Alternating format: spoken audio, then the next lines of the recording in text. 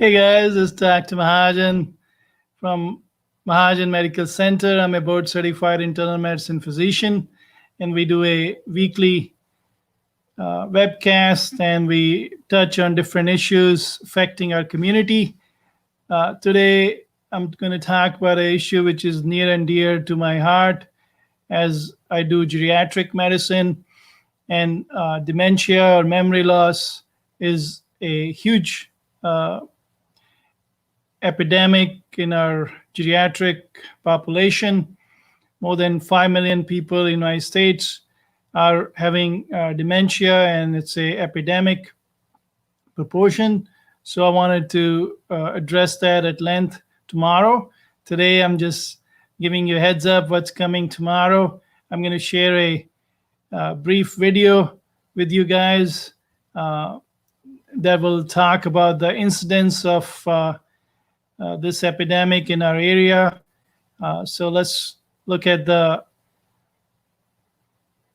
this video I'm going to share with you. Before that, I want to make sure you guys are sharing our dementia talk with your friends and family and giving us some likes and wows as we've been doing this for 3 months or plus, and we're getting a lot of community support. So that's what's keeping us going. So make sure you give us like and wow and thumbs up right now. And also, if you are listening to us on YouTube channel, do subscribe to our YouTube channel so that way we can keep doing this community education program. Period. Just understand that this community education is pretty much what it says. It's a community education. It should not replace your doctor-physician relationship. Either if you're my patient and with me, then you got to address your specific concerns in the office. It's just for general education, what I do on weekly basis. If you're not my patient, then you can absorb as much as you can, but for any of your specific needs and concerns, this is for general reference. You need to see your physician, primary care, or neurologist, or whosoever is managing your loved ones or your memory issues. This talk today should not replace any of those relationships.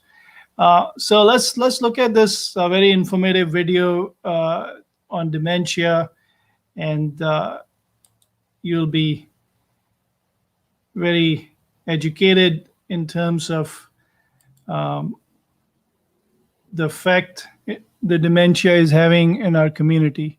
So here we go. So these are the facts from the Alzheimer's Association. 5 million people, as I alluded to earlier, are having Alzheimer's, and it's the 6th leading cause of death in the United States. And 1 in 3 seniors die with Alzheimer's disease or another dementia. So it's a very common entity. It's more people have this than breast cancer, and about $305 billion in 2020 are spent on this, and 16 million Americans provide unpaid care to the Alzheimer's or dementia patients, and a lot of hours are spent to take care of their loved ones. So it's a serious disease,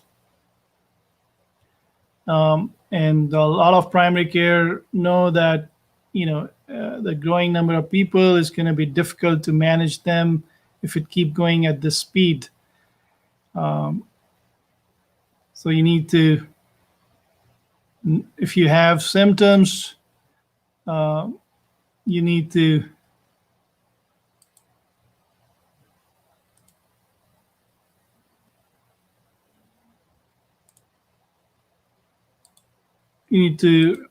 manage them better. So let's talk about dementia. This slide up here gives a nice 30,000-mile view what dementia is.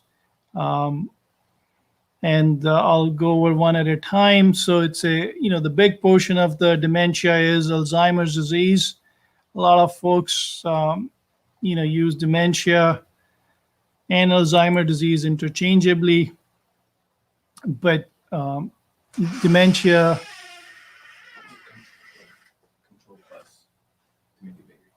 dementia is a more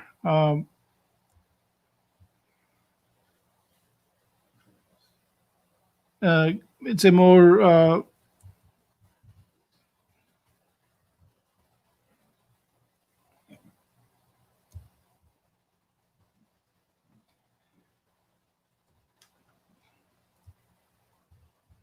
right. So we made the slide bigger so you can see it better.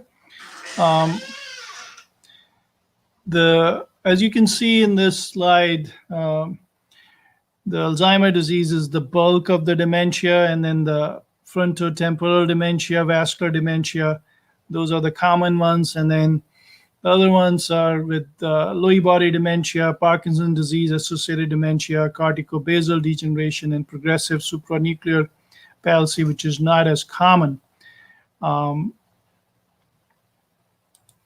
So dementia is a serious epidemic, and we're going to be talking at length tomorrow on not only the diagnosis, as there are a lot of exciting things in terms of early testing, which is available now, as it takes 20 years, before the symptoms come, the brain changes start happening. So which is kind of interesting that the brain is already changing 20 years before, and then you see the symptoms coming. So if we can catch it at that point when the brain is showing structural changes, and there are some exciting tests out there now which can pick those up. And some of the dementia is genetic predisposition, and you can do the genetic testing as well. So we're going to talk at length about the testing tomorrow, and how we can pick it up early. We're going to also talk about the latest in terms of treatment modalities, and how we can manage different aspects of the care of the loved ones, whether it's financial planning, whether it's making the home safer. So we're going to touch on different aspects there. Nutrition, which is important, social aspects, how to keep them engaged, which studies have shown is critical. So we're going to talk about all those areas tomorrow at length. Let's just talk briefly about the symptoms, and then let me share the screen. Here we go. All right, so as you can see in this screen, let me make it a little bit bigger for you. There we go. So one of the common symptoms is poor or decreased judgment. So you don't make good decisions, and then you have frequent memory loss that affects your daily activities. You have problem with abstract thinking, WH questions, forgetting simple words, loss of initiative, you don't want to do things, misplacing things or putting them in appropriate places like your keys or your phones, difficulty performing familiar tasks which you could do easier before, like brushing your teeth and things like that. As the dementia get more advanced, they become more difficult to do. Changes in personality, disorientation in time, changes in mood. So those are common symptoms which you can get in dementia as it progresses. And memory, as you know, is like an onion. The earliest to go is your what happened just a few minutes ago, and then your memory get worse as the dementia get worse, and then you start losing your remote memory, which happens late. And so it's very devastating to the loved ones to see they're not recognizing them, and they're not having getting eroded in the memories which were near and dear to them, and they are having issues with their toileting and simple things, and they start having difficulty in keeping them at home safe. And then we're going to address that. In the second part of our series on this dementia, which is not this Thursday, next Thursday, we're going to talk to David, who has graciously agreed. He's very learned person. He's a patient of mine who is taking care of his beautiful wife, who is having some memory issues, and David going to share his personal experience, how he coped with or coping currently and in the past with caregiving. So we're going to do the caregiving piece on our second uh, part of the series on dementia. So with that, I'm going to close today, and we're going to go at length tomorrow on various testing modalities and treatment modalities on dementia. And I want to just go over, which we do on a weekly basis, of breathing. And I'm going to go over the breathing we taught you in last couple of weeks. The three-part breathing, we're going to do that again.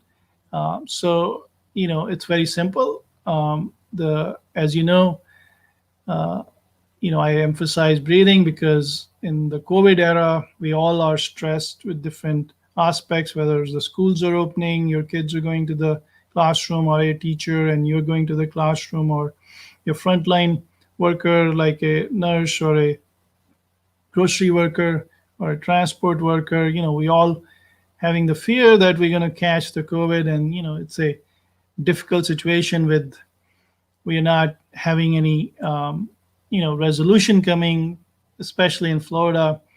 For last few weeks has been nonstop, uh, 10, 12,000 cases a day and a lot of deaths. So it's a very anxiety provoking time. So the breathing exercise is one of the tools I've been teaching for last few months to help you cope with the anxiety better. And three-part breathing is one of a great tool which you can incorporate in your daily life, which will help you, cope with your anxiety even better. So let's talk about that, the three-part breathing.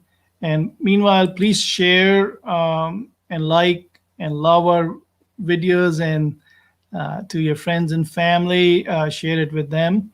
We're going to be tomorrow at 4:30, and we're going to be talking at length about dementia. I just gave you a teaser. So the three-part breathing, let's go back to that. It's very simple. So you take a deep breath, close your eyes. You should be sitting up, or better if you can lay down with your knees bent. And then you can blow up. When you inhale, you can blow up your belly like a balloon, like blow in, and the belly should go forward, and then blow out, and the belly button should go back. So do it one more time. Blow in and make the belly go forward, and then blow out, and the belly button should go back. So that's one part, which is using your abdominal muscle. And we forget to use our abdominal muscle. By doing three-part breathing correctly, you can increase the volume in your lung about 7 times, the studies have shown. So we use a very shallow breathing when we are nervous, anxious, which is the intercostal muscles, and that does not help to fill the lungs as much. So use the abdominal muscles. The second part is the diaphragmatic area. So now we're going to add that to our abdominal. So breathe in and blow up your belly muscles. Now add some more air to your lower chest and mid chest by breathing one more time in that area. Now, and the third piece is the upper part up here. Make your heart go up just below your collarbone, and breathe one more time and fill that up. Now your lungs are filled in 3 parts: your upper chest, around your diaphragm, and your abdomen. Now you breathe out from your upper chest and your lower chest and your abdomen like. Now we're going to do it this time without stopping for the lower chest and upper chest. We'll do it smoothly. So blow in your belly and your lower chest and your upper chest same time. So like this. Stay tall and then breathe out from your upper chest and lower chest and your belly. Do one more time with me. Fill up your belly like a balloon. It should go forward. And then blow out. Do one more time. You fill up your belly like a balloon, then lower chest and your upper chest. The heart should go up. When you blow out, the heart should go down and your belly button should go back. So one more time.